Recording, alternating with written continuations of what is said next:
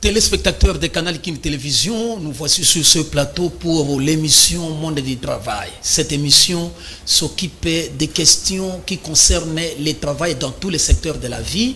Nous avons invité l'acteur des droits de l'homme et en même temps avocat en la personne de M. Jean-Pierre Boulonga. Bonjour. Bonjour, messieurs les journalistes. C'est la première fois depuis que l'année 2023 a commencé. Nous allons partager avec vous certaines questions d'actualité. Et il y a la question sur le mois de la femme, aujourd'hui, le 8 mars. Il y a également la question d'actualité, ou les questions d'actualité sur l'arrivée du président français Emmanuel Macron. Il y a également, puisque quand Emmanuel Macron était ici, il a rassuré sur le fait, le mardi 7 mars. Et aujourd'hui, nous sommes le 8. En tant qu'acteur des droits de l'homme, c'est votre travail que vous êtes en train de faire au sein de la société. Quel est le résultat après la promesse d'Emmanuel Macron? Est-ce que réellement, il y a eu le fait? Aujourd'hui, nous sommes le 8. Nous allons également parler de la situation sécuritaire sur l'ensemble du territoire national et également, on voit le cas de Kwamutu. Et nous allons chuter par les questions liées aux droits de l'homme. Aujourd'hui, le monde célèbre la journée internationale de la femme, le 8 mars. En tant que droit de l'homme, en tant qu'acteur de la société civile, qu'allez-vous dire à propos de ce 8 mars concernant les droits de l'homme, concernant la femme au sein de la société? Et quelle est l'importance de cette journée? Est-ce que c'est pour le port des pannes? Et c'est pour la méditation? C'est pour l'interpellation? Comment, à votre niveau, vous concevez cette journée? Merci de la parole. Je pense que nous sommes toujours disponibles. Depuis que l'année a commencé, nous ne sommes pas encore repassés par ici, parce que nous n'avons pas été invités, mais cette fois-ci, vous nous avez invités, vous nous avez honorés. Et puis, nous avons toujours été prêts à répondre à vos invitations. C'est ce qui fait qu'aujourd'hui, nous puissions passer, animer ou répondre à toutes vos questions. En ce qui concerne la journée internationale des droits de la femme, et là, nous allons aborder cette journée. Nous allons aborder cette journée d'abord dans le cadre du travail. Quel est le travail de la femme au sein de la société? Et de deux, vous, en tant qu'acteur des droits de l'homme, en tant qu'avocat, comment allez-vous concevoir cette journée dédiée à la femme le 8 mars de chaque année? C'est ce que j'aimerais dire ici. En rapport avec la journée internationale des droits de la femme, c'est une grande journée qui est commémorée dans le monde entier. Alors, cette journée a connu un parcours. Longtemps, avant 1909, la femme était, en d'autres termes, chosifiée. La femme et l'enfant étaient considérés comme des propriétés de l'homme. Ils n'avaient pas les droits de vote, alors que sur le plan des droits de l'homme, la femme n'a pas de droits spécifiques. Tous les droits de l'homme, ce sont les mêmes droits pour la femme. L'homme a droit à la vie, il a droit à l'intégrité physique, il a droit à la liberté, il a droit à tout ce que nous connaissons en rapport avec les droits de l'homme. Ce sont les mêmes droits qu'on doit reconnaître aussi aux femmes. Mais à un certain moment, il s'était posé un problème de la discrimination. C'est ça même l'objectif de cette journée ici. Ce n'est pas pour faire des grands marchés, mais il s'était posé un problème de discrimination à l'égard de la femme. La société, et quand je parle de la société ici, je fais allusion à l'homme, ne voulait pas reconnaître les droits de la femme, que la femme avait les mêmes droits que l'homme. C'est ce qui a fait qu'à un certain moment, arrivé en 1909, certaines femmes américaines qui faisaient partie de la partie socialiste avaient manifesté pour réclamer les droits de vote. Ça a commencé d'abord par les États-Unis d'Amérique. Une année après, le même mouvement avait bougé l'Europe. À Copenhague, il y a eu une conférence qui avait été convoquée. C'était une conférence internationale des femmes. Et cette fois-là, il y avait une femme que moi je considère comme une défenseur des droits de l'homme, appelée Madame Clara. C'était une Allemande, Zetkin, qui avait demandé qu'on puisse commémorer à tout moment, militer dans ce sens-là, pour que les droits de la femme soient respectés au même pied d'égalité que l'homme. Et ce mouvement a réveillé le monde entier, et il y a eu célébration en Allemagne, presque dans beaucoup de pays de l'Europe, et ça a évolué de cette manière-là. Arrivé en 1917, les femmes riches aussi avaient manifesté pour que qu'elles se souviennent d'autres femmes au monde, parce que vous comprenez que c'était juste vers la fin de la Première Guerre mondiale, et il s'était ajouté encore un besoin à travers ces femmes-là qui voulaient qu'on arrête la guerre et que leurs maris retournent, parce qu'on n'avait pas besoin de la guerre. Les femmes étaient violées, les enfants aussi. Il y a eu des victimes et des crimes odieux qui s'étaient commis pendant cette guerre-là. On a évolué. Quand on arrive en 1921, c'est le président Lénine Riss qui avait consacré pour la première fois le 8 mars comme état une journée qu'on devait commémorer et réserver uniquement pour les femmes. Et puis la situation a évolué. Laissez-moi l'état pour que je puisse citer. Et voilà comment ça s'est internationalisé. Et ce mouvement s'est répandu au monde, et puis même au Québec. Et arrivé en 1977, il y a eu une résolution qui avait été prise par les Nations Unies pour qu'on puisse consacrer le 8 mars comme étant la journée internationale des femmes. Alors, nous avons parlé de son objectif ici. Ce n'est pas une journée où on fait des échanges, où on achète, où on peut vendre, où c'est une fête.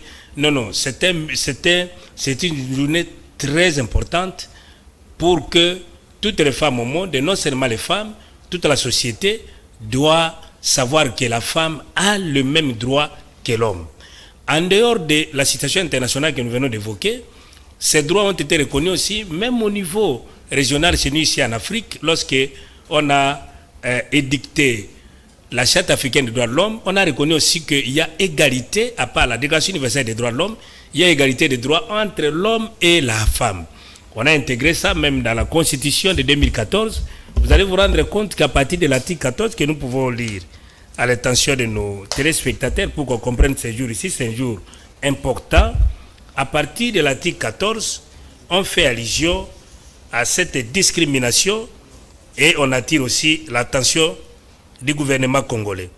Ici, cet article 14 de la Constitution de la RDC dispose que le pouvoir public veille à l'élimination de toute forme de discrimination à l'égard de la femme et assure la protection et la promotion de ses droits. En deçà, ils y prennent dans tous les domaines, notamment dans le domaine civil, politique, économique, social et culturel, toutes les mesures appropriées pour assurer le total épanouissement et la pleine participation de la femme au développement de la nation. Ils y prennent des mesures pour lutter contre toute forme de violence faite à la femme dans la vie publique et dans la vie privée. La femme a droit à une représentation équitable au sein des institutions nationales, provinciales et locales. L'État garantit la mise en œuvre de la parité homme-femme dans des dites institutions.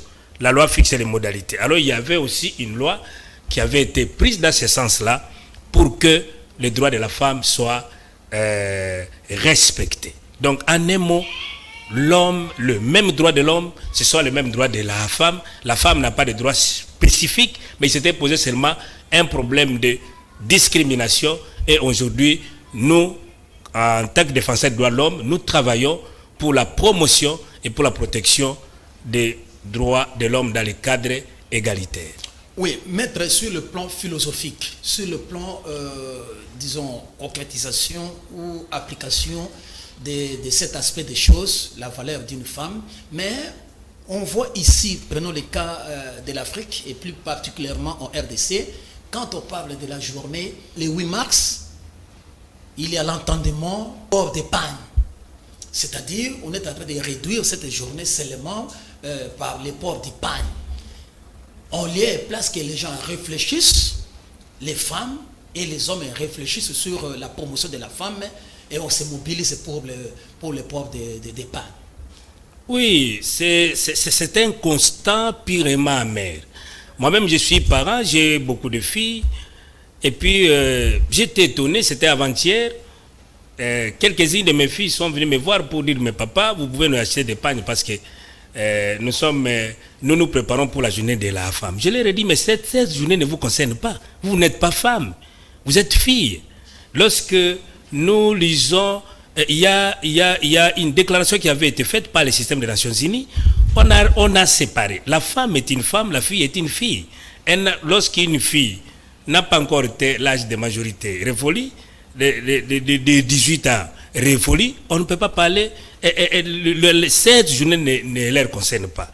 Alors, vous allez comprendre qu'il y a une journée qui avait été réservée dans le monde entier pour les filles, reconnue par le système des Nations Unies. C'était le 11 octobre de chaque année. Et vous voyez qu'il y a confusion.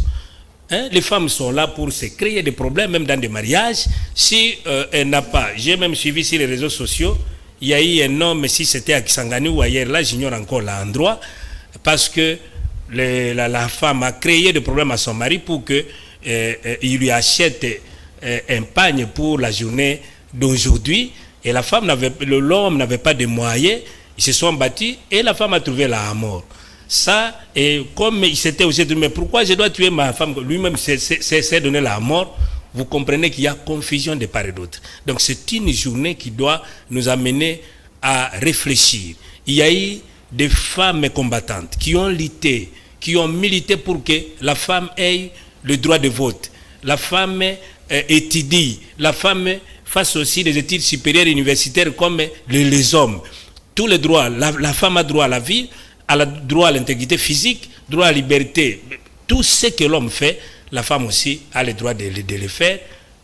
C'est ce que nous venons de lire ici à partir de l'article 14. Mais au Congo, tout comme le contexte africain en général, le constat il est amer parce qu'on a transformé la journée internationale des femmes en une journée autre que ce qu'ils ont adopté au niveau du système des Nations Unies. Alors comment remédier à cet aspect des choses qui est en train de ronger la société au niveau des femmes? Est-ce que vous, en tant que droit de l'homme, est-ce qu'il y a des mécanismes qui sont prévus pour militer et amener la femme à réfléchir et ne pas se faire manipuler par les sexes opposés? Qu'est-ce qui se passerait en tant que droit de l'homme? La première responsabilité appartient d'abord à l'État. Lorsque nous lisons l'article 45 de la Constitution, à partir de son alinéa 3, l'État a la responsabilité, c'est une obligation constitutionnelle, de vulgariser la Déclaration universelle des droits de l'homme et tous les instruments des droits de l'homme, que ce soit au niveau international, régional et pourquoi pas au niveau national. Dans la Constitution, nous venons de lire une disposition qui pose des principes ici. La première responsabilité appartient à l'État. De notre côté, nous sommes société civile, nous organisons des ateliers de formation et de renforcement des capacités. On passe aussi, on sensibilise. Il y a des médias tels que nous sommes là, nous sommes dans le cadre de la promotion, en train de dire aux femmes qu'elles cessent de se déconsidérer. La femme est un être vivant à part entière, est un être humain, s'il vous plaît, à part entière comme l'homme. Mais le problème ne se pose pas. Même ici à Kinshasa, il y a toujours des problèmes. Mais allez à l'intérieur du pays. Moi, j'ai eu à effectuer de grandes missions, que ce soit au Kasaï, à Goma, à l'Équateur, un peu presque partout. Mais quand on invite les femmes pour qu'elles viennent suivre la formation, c'est tout un problème. Vous pouvez vous retrouver avec plus de 100 hommes, mais les femmes là, elles sont à compter, même moins de 5. C'est ça aussi le problème. Comment elles connaîtront leurs droits alors que les femmes elles-mêmes se sous-estiment? C'est un appel que nous lançons à toutes les femmes de la RDC et à toutes les femmes africaines de se reconnaître, de savoir qu'elles ont le même droit que les hommes. Il y a égalité sur le plan des droits de l'homme. Elles n'ont pas raison de pouvoir sous-estimer parce que cette journée ne peut pas se limiter seulement aujourd'hui. Ça doit nous amener à une réflexion et à mettre en œuvre ce qui est écrit dans des instruments de protection des droits de l'homme à tous les niveaux. Voilà, nous espérons que vous, en tant que droits de l'homme, en tant qu'avocat, c'est votre travail, vous allez continuer à vous battre pour que les femmes arrivent à capitaliser ces droits et puis à s'insérer au sein de la société comme les hommes. Nous abordons une grande question d'actualité du cadre occasionné par l'arrivée du président français Emmanuel Macron, et dans le cadre des partenariats RDC-France, le président Emmanuel Macron est arrivé. Nous les avons suivis avec notre président Félix Antoine Tshisekedi Tshilombo lors des points de presse. Vous, en tant qu'observateur, en tant qu'acteur des droits de l'homme, qu'est-ce que vous avez retenu lors de ces deux séquences? On a commencé par le point de presse et puis cette arrivée s'est soldée par la signature des partenariats. En tant que droits de l'homme, qu'est-ce que vous pouvez fixer à l'opinion?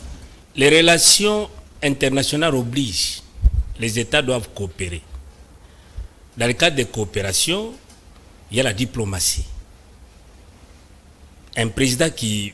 Bon, la France est une grande nation qui est parmi les 5 pays du Conseil de sécurité qui ont le droit de veto. Lorsque nous sommes visités par un président français, c'est un honneur pour nous. Il n'y a pas un problème, il n'y a pas... S'il n'y a pas des anguilles sous roche, s'il n'y a pas d'anguilles sous roche, nous disons que chaque fois qu'un président français ou américain ou de n'importe quel pays arrive ici chez nous, nous lui souhaitons seulement la bienvenue. Mais ce que nous avons déploré un peu à un certain moment lors de ces passages ici, c'est quoi? Vous avez remarqué que beaucoup d'acteurs de la société civile, il y a eu des mouvements citoyens, il y a eu beaucoup de défenseurs des droits de l'homme qui ne voulaient pas que M. Macron puisse venir. Le constat, il est amer avec notre gouvernement. Notre gouvernement n'écoute pas la voix des sans-voix. Attendez que je termine parce que la voix de sa population. Tout à fait. À travers les défenseurs des droits de l'homme, il y a eu des manifestations.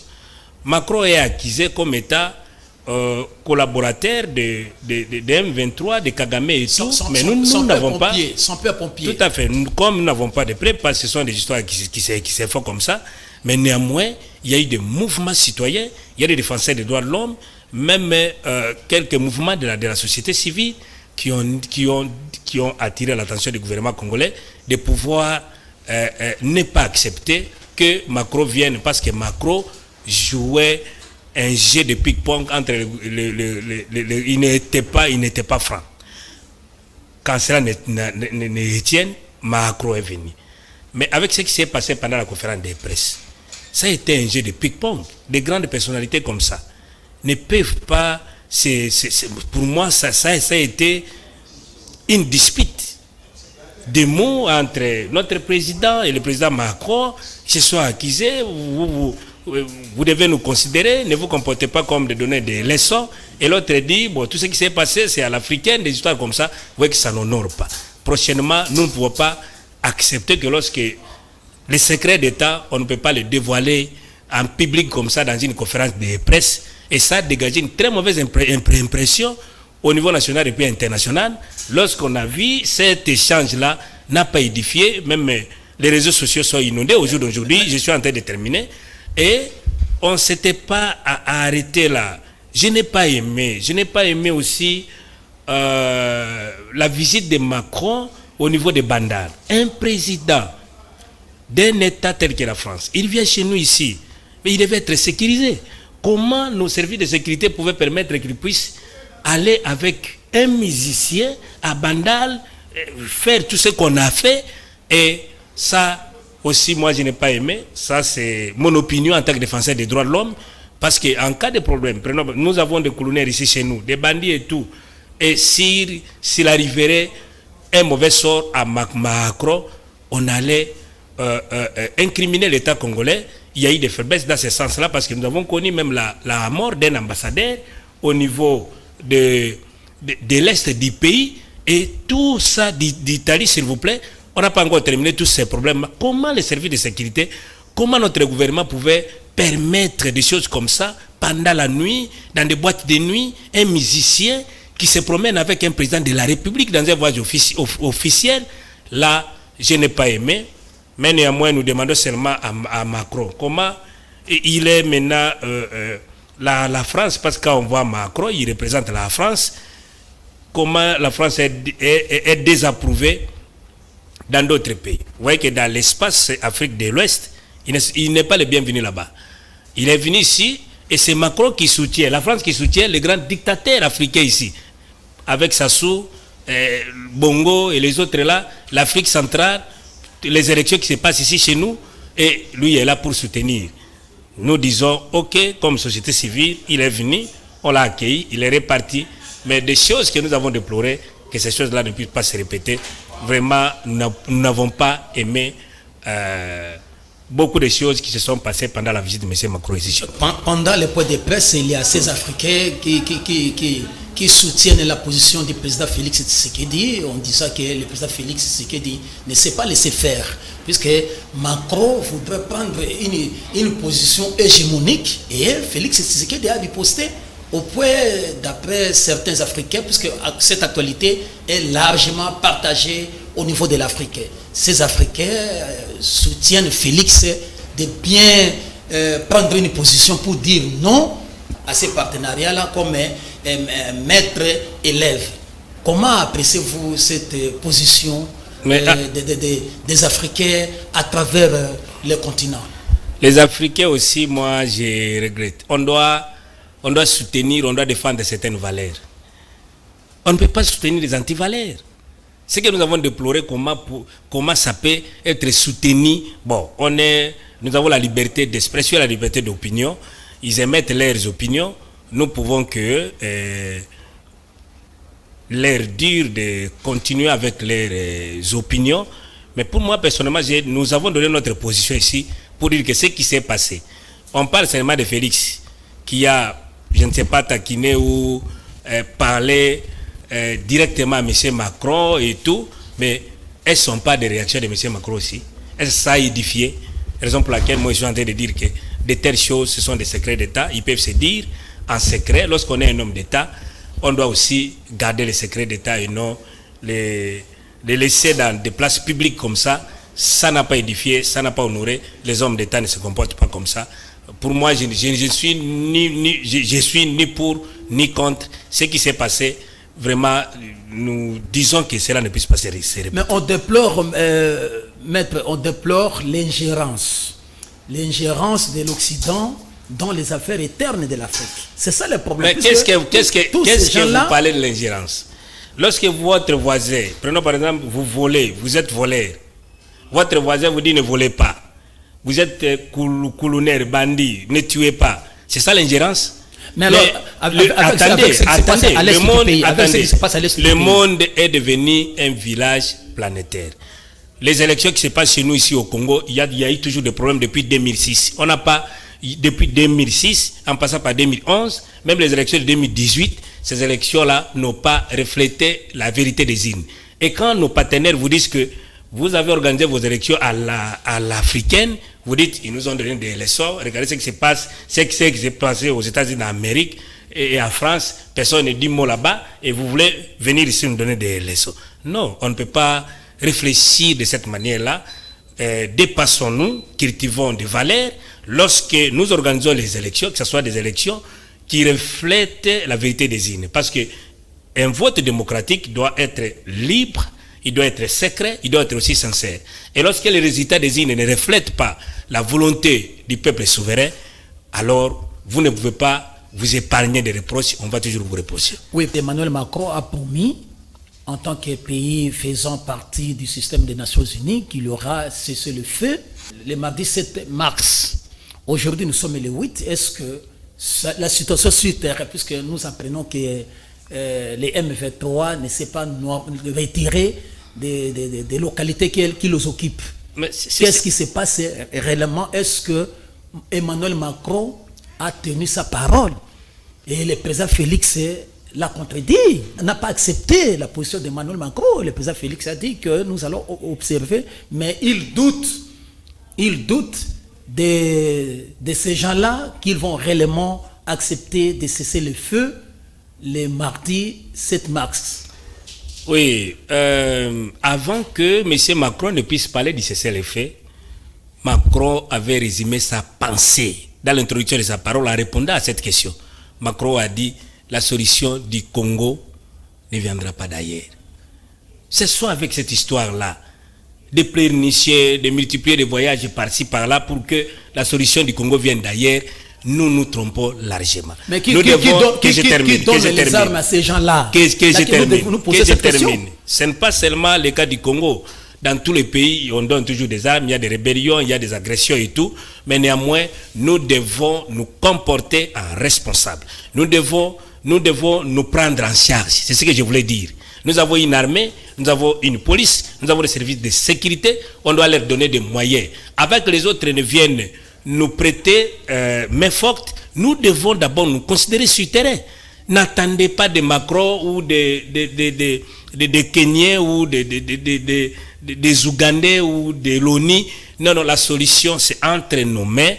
Vous avez suivi comme moi, ça fait de cela plus de 2 semaines, l'ancien secrétaire d'État Herman Cohen, l'Américain, il a dit que les Congolais cessent avec cette distraction d'attendre la solution d'ailleurs. La solution ne peut provenir d'ailleurs que d'eux-mêmes. Prenons-nous en charge, réformons notre armée, réformons nos services de sécurité, donnons-leur des moyens. Du temps de Kabila ici en 2013, l'M23 n'était pas de fait. C'était avec quelle armée étrangère? On parle de cette période-là, s'il y a eu l'instruction du président Obama, qu'on cesse cette histoire. Il y a eu toujours ça. Ouais. Même quand on fait la guerre, on ne peut pas laisser cesser avec la diplomatie. Regardez ce qui se passe en Ukraine. Vous avez vu le président ukrainien circuler, faire le tour du monde pour... Non, il fait des sorties ciblées, mais ils sont là, ils défendent leur pays. Même bien sûr, on leur donne des moyens. On leur donne des moyens. Avec matériel militaire. Les petits Rwandais, ici, lorsqu'on classe les forces militaires africaines, nous sommes à peu près la 10e ou 40e puissance. Mais le Rwanda a quelle armée? C'est ça. Mais exactement, président. Le Rwanda la question de pouvoir nous prendre en charge, c'est une question importante. Mais quand nous avons une armée, nous avons des militaires bien formés. Mais si les Occidentaux refusent de nous vendre les armes, comment nous allons nous battre sur terre? Puisqu'on ne peut pas aller se battre par, je ne sais pas, par les mains, je ne sais pas, par les morceaux de bois, mais on se bat par les armes et les munitions. Mais sur ces derniers-là, c'est ceux-là qui nous critiquent, que nous devons nous prendre en charge. Nous nous prenons en charge. Et si eux ne nous vendent pas les armes, comment allons-nous nous battre sur terre? Ils sont en train de donner les armes à ceux-là, aux Rwandais, au M23, pour nous combattre, comme a dit le secrétaire général de l'ONU. Comment pouvons-nous battre sans armes? Notre pays n'était pas sous embargo, mais nous étions sous un régime d'information. Ça, on ne peut pas flouer les peuples. Nous avions, depuis tout ce temps ici même, mais depuis l'époque de Kabila et tout, nous avons le droit d'acheter les armes. Mais on était on ne voulait pas. Attendez, nous sommes ici à Kinshasa, on ne voulait pas. Je vous dis, nous essayons d'exploiter le droit international. On était sous un régime juridique qu'on appelle le régime d'information. Vous voulez acheter, informer au Conseil de sécurité des Nations Unies, parce qu'il s'était posé à l'est du pays un problème avec le mouvement armé qui faisait entrer les armes à l'est du pays et tout ça. Mais au jour d'aujourd'hui, cette histoire-là n'existait pas. Même le régime d'information, on n'est pas dans ça. Prenons-nous en charge, n'échappons pas à cette question. Est-ce que notre gouvernement peut aller aujourd'hui aux États-Unis d'Amérique acheter les armes? Mais pourquoi pas? Qu'est-ce qui empêche? Le gouvernement peut aller aujourd'hui en France. Qu'est-ce qui empêche? En Grande-Bretagne, aller acheter les armes et on lui permet de les acheter. Rien ne peut nous empêcher aujourd'hui. Même le régime d'information est déjà tombé. Donc nous sommes libres. Achetons les armes, prenons-nous en charge, réformons notre armée pour que nous puissions bouter les M23 dehors et que les autres aussi nous craignent parce que nous sommes entourés de 9 voisins. Et lorsque on se comporte comme un corps sans système immunitaire, alors il y aura des maladies opportunistes. Emmanuel Macron a promis que s'il n'y a pas cessé le feu, le mardi 7 mars, il y aura des conséquences. Est-ce que vous êtes sûr que la France va frapper les M23 par les sanctions, y compris les Rwandais? Parce que même ici, il n'a pas cité nommément le Rwanda comme pays agresseur ou pays qui alimente les M23. Avec cette date de cessez-le-feu qui a expiré, est-ce qu'il y aura des sanctions qui vont tomber contre les M23, éventuellement contre le Rwanda? Attendons voir. Il a promis, le cessez-le-feu n'est pas respecté. Alors, la France va prendre des sanctions contre les M23 et le Rwanda. Attendons voir. Ce que nous avons déploré avec vous, c'est quoi? Lors de son discours, il n'a pas condamné le Rwanda officiellement, ni cité Kagame et tout. Une manière, donc, une manière de soutenir le Rwanda. Oui, c'est comme si il avait, selon les Français, Macron avait utilisé un discours équilibré. C'est qu'il y a eu des responsabilités qui étaient partagées. Le Congo aussi avait sa part de responsabilité, le Rwanda aussi. Et il n'a pas cité nommément M. Kagame. Il a promis qu'il y aurait des sanctions en cas où le cessez-le-feu ne serait pas respecté. Attendons voir. Moi, je ne suis pas la France, ni vous, ni moi. Et nous allons dire un mot après quelques jours parce que le combat continue. Qu'est-ce que nous attendons? Les sommets du Rwanda, même ce qui s'est passé à Nairobi, partout. Ces gens-là ne respectent pas vos histoires-là de cesser les faits et tout. Ils sont dans une autre logique. Nous aussi, nous devons emboîter le même pas. Préparons-nous pour la guerre. La guerre, elle est là. Vous vous dites que nous sommes agressés. Mais lorsqu'il y a agression, pourquoi le Congo n'applique pas l'article 51 de la Charte des Nations Unies? Parce que tous les États membres, lorsqu'ils sont agressés par d'autres États, l'État agressé a le droit de se défendre. C'est ce qu'on entend parler du principe de légitime défense. Défendons-nous. Notre avion de chasse a survolé seulement l'espace rwandais. Notre avion a été abattu parce que le Rwanda a utilisé l'article 51 de la Charte des Nations Unies. Mais nous, à tout moment, on dit nous sommes agressés.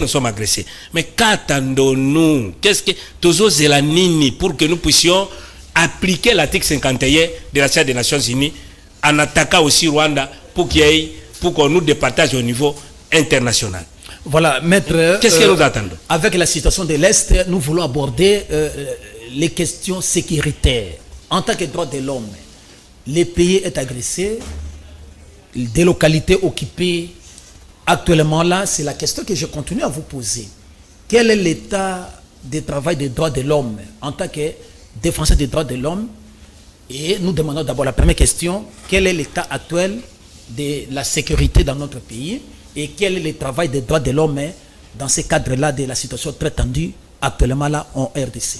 Merci encore de la question. Nous devons savoir que la question de la paix et sécurité que vous venez de poser ici, ça fait partie des droits de l'homme.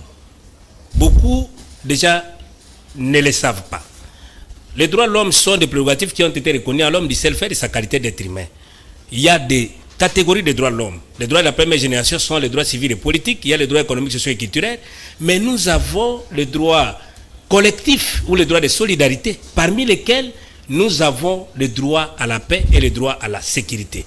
Avant de pouvoir commenter en rapport avec votre question, nous lisons, c'est un droit de l'homme qui est contenu dans notre constitution à partir de l'article 52. Tous les Congolais ont droit à la paix et à la sécurité, tant sur le plan national qu'international. Aucun individu ou groupe d'individus ne peut utiliser une portion du territoire national comme base de départ d'activités subversives ou terroristes contre l'État congolais ou tout autre État. Voilà que nous venons de dire ici que la paix et la sécurité fait partie des droits de l'homme. Cette histoire-là de l'Est a trop duré. Nous venons même de dire ici, tout est résumé dans ce que je venais de dire. Nous devons nous prendre en charge. Vos histoires-là des Ougandais qui sont venus nous aider, la Monisco est là, EAC et tout, c'est une distraction. Vous avez, je ne sais pas si c'était sur ces plateaux ici ou ailleurs, j'étais contre ça. Notre organisation avait dit, on n'a pas besoin de multiplier des forces à l'est du pays. Donnons seulement des moyens à notre armée et vous allez voir. Dernièrement ici, bien qu'il y a eu, ce que nous avons connu, vous avez suivi quand on a donné un peu de moyens à notre armée. M23 était en débandade. Qu'est-ce que nous attendons de EAC? Cette organisation-là, c'est une organisation dans des organisations internationales, nous avons deux types d'organisations internationales. Il y a des organisations de coopération, il y a des organisations d'intégration. EAC, comment on appelle ça, si c'est EAC, c'est une organisation d'intégration. Et dans des organisations d'intégration, l'État perd une partie de sa souveraineté. Et il y a des étapes: suppression des barrières douanières, union économique, union monétaire, avant d'arriver à l'union politique pour qu'il y ait échange des militaires pour qu'ils contrôlent une partie de notre territoire. On n'en a pas besoin. On n'en a pas besoin. Donc, toutes ces forces-là qui sont venues, ce sont des amis de Kagame, ce sont des amis d'un 23. On n'en a pas besoin. Tout ça, on a besoin de Bangote qui quitte notre territoire. Prenons-nous en charge l'insécurité. On a endeuillé beaucoup de familles à l'Est. Il y a même des mouvements qui se sont comportés comme des terroristes, avec des bombes et tout. C'est ce que nous disons. Vraiment, nous devons attirer l'attention de notre gouvernement de pouvoir sécuriser, parce qu'il appartient à l'État de pouvoir, un véritable État gendarme doit sécuriser sa population. Ce n'est pas la MONUSCO, ce n'est pas les forces de EAC ou n'importe quelle force qui viendra sécuriser le peuple congolais. Ce n'est pas seulement à l'est du pays. Regardez ce qui se passe à Kwamutu. Un petit problème qui a commencé avec la redevance coutumière. Un petit problème qui pouvait être géré par les autorités politico-administratives, mais ça a dégénéré parce que nous sommes dans la distraction. Quand le problème commence, on prend ça à la légère, et quand la situation devient grave, on manque de solutions. Et jusqu'au jour d'aujourd'hui, on est en train de tuer déjà à Kwamutu et ailleurs. On nous a appris dernièrement ici qu'il y a eu un chef de groupement ou qui a été décapité ou quoi que ce soit. Alors, qu'attendons-nous? On quitte Kwamutu. Nous sommes ici à Kinshasa avec le phénomène Kuluna et le phénomène Oudiana qui a créé une autre infraction qui n'existe pas dans le droit positif congolais qu'on appelle air tardive. C'est que quand vous êtes sorti, vous n'avez pas le droit d'accéder à votre domicile, et à partir de 20h, 21h, on vous arrête pas à l'Oudiana, on vous inflige des amendes. Ce sont des violations très graves des droits de l'homme. Lorsque nous lisons l'article 30 de notre Constitution, tous les Congolais ont droit de quitter leur maison quand ils veulent et de rentrer quand ils veulent. Tout ça, c'est de l'insécurité. Mais qui a la responsabilité de pouvoir nous sécuriser? C'est le gouvernement congolais. Donc, je ne sais pas, c'est comme si je suis en train de charger le gouvernement, mais c'est ça le rôle de la société civile. Lorsque les choses ne marchent pas bien, nous sommes là pour attirer l'attention du gouvernement, pour que là où ça ne marche pas, qu'on puisse bien régler les choses, et là où ça marche, nous disons ça marche. Alors, abordons succinctement la question de l'opération d'enrôlement, puisque vous êtes une partie prenante dans cette histoire-là de l'organisation des élections au pays. Comment vous avez apprécié au niveau de la société civile, au niveau des organisations des droits humains, des droits de l'homme, comment avez-vous apprécié le déroulement de l'opération d'enrôlement des électeurs au niveau de la société civile? Oui, le vote est un droit de la première génération, parce que nous avons des droits civils et politiques. Dans les droits politiques, nous avons le droit de voter et le droit d'être élu. Mais tout dépend de la prédisposition des acteurs politiques. On ne peut pas s'attendre à une élection démocratique dans un environnement non démocratique. Ce que je vous dis, c'est vrai. On a décrié cette histoire de la CENI ici, j'ai été sur ce plateau ici. Ça a commencé d'abord par la nomination des animateurs de la CENI. Tout avait été politisé en passant par le Parlement. Nous avons décrié tout ça. Mais aujourd'hui, nous sommes dans une phase qui nous prépare d'aller aux élections. Quand les opérations d'enrôlement ont commencé, vous savez que nous avons reçu des plaintes de part et d'autre. Les machines ne fonctionnaient pas bien, la qualité des cartes, pourquoi pas? Lorsque vous trouvez que les autres, parce qu'il y a le principe de continuité de l'État. Les cartes de 2000, les machines qui ont produit des cartes électorales de 2006 et de tous les cycles électoraux qui sont passés, ces cycles-là nous ont fourni de bonnes cartes. Et vous avez remarqué avec moi, quand on a commencé, il y a eu des cartes fantômes. il y a eu des gens qui ne se retrouvaient même pas. On a décrié partout des machines. Je ne sais pas comment on a commandé ça différemment. Bon, il y a eu des problèmes sérieux, on a décrié ça. Mais à un certain moment, on avait limité l'opération à 1 mois.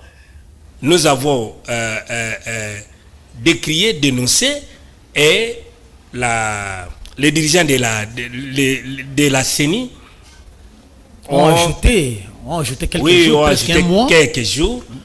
1 mois. Presque 1 mois ou une vingtaine de jours. Puisque l'opération a continué jusqu'à la fin du mois de février. Jusqu'à la fin du mois de février. Mais moi, je vous informe qu'il y a des gens qui pleurent aujourd'hui qui n'ont pas eu de carte. On avait monnayé cette opération pour avoir sa carte. Il faut donner de l'argent. L'engouement, même jusqu'à ici à Kinshasa, il y a des gens qui n'ont pas encore de carte. Qu'est-ce que nous disons? Nous sommes à la fin. Nous sommes en train de citer, bien sûr que oui. Nous sommes en train de citer. Il y a des problèmes, il y a des contraintes. Nanga est en train de pénition aujourd'hui qui n'a pas de moyens de continuer avec les opérations dans d'autres provinces. Tout à fait. Alors, qu'est-ce qui se passe? Est-ce que les élections seront organisées dans les délais constitutionnels? D'ailleurs, nous ne sommes pas dans les délais. Nous ne sommes pas dans les délais parce que lorsqu'on organise les élections, à partir du mois de décembre, on a déjà violé la Constitution. On viole l'article 75 ou 73 qui dit qu'on doit organiser 73. On doit organiser les élections 3 mois avant l'expiration du mandat du président qui est à l'exercice. Félix a pris le pouvoir à partir de quel mois? Et quand on va organiser les élections au mois de décembre, ce qui est hypothétique parce qu'il y a eu des mots de glissement dans le discours du président de la République pour dire qu'il y a des contraintes à l'Est, même quand on dit aujourd'hui qu'on ne peut pas aller au vote, ça... Nos frères qui connaissent des moments difficiles là-bas, les déplacer et tout, vous allez encore nous donner des leçons. Ça a été un langage. C'est un président de la République. C'est quelqu'un sage. Il nous prépare pour un glissement. Ça, il est en train de nous préparer. Mais nous disons non, nous ne voulons pas de glissement. Vous avez vu comment la société, depuis 2017... Vous voulez qu'on organise les élections dans les délais constitutionnels. Les Congolais qui sont à l'Est, ils prennent part. Mais depuis 1996, il y a eu toujours des guerres. Nous sommes arrivés à la fin. Et si les élections ne sont pas organisées, on organise. Que ce ne soit pas un prétexte. Nous ne voulons pas de glissement qui ait des morts comme fut le cas en 2017 que monsieur, il s'appelle comment, les successeurs de Nanga. Mais M. Kadima nous organise des élections. On l'a vanté ici qu'il est un expert. Alors nous avons découvert qu'il n'est pas un expert des opérations, mais c'est un expert en observation. Téléspectateurs, nous sommes à la fin de ce numéro de l'émission. Nous avions invité pour vous l'acteur des droits de l'homme Jean-Pierre Bolonga. Nous avons échangé sur les questions d'actualité. Voilà, le numéro est en bas de l'écran. Si vous pouvez nous contacter, vous serez les bienvenus. Merci beaucoup, Monsieur Jean-Pierre Bolonga. Nous allons continuer à vous inviter pour les numéros prochains. C'est moi qui vous remercie et puis nous compatissons avec nos frères de l'Est. Et puis à tous les défenseurs des droits de l'homme, ils doivent mener le monitoring là-bas parce qu'il y a des crimes qui se commettent. Nous avons besoin de tous ces rapports-là parce qu'au temps opportun, on ne peut pas, dans un état de droit, on ne peut pas laisser des crimes impunis. Tout le monde qui commet des crimes à l'Est, que vous soyez du M23 ou du gouvernement, au temps opportun, ils répondront de leurs actes. Et les défenseurs des droits de l'homme doivent faire le monitoring, dénoncer et puis publier des rapports et au moment opportun, accompagner les victimes devant les cours des tribunaux, que ce soit au niveau national et international, pour qu'ils soient rétablis dans leurs droits. Merci beaucoup, nous sommes à la fin. C'est moi qui vous remercie. Merci beaucoup.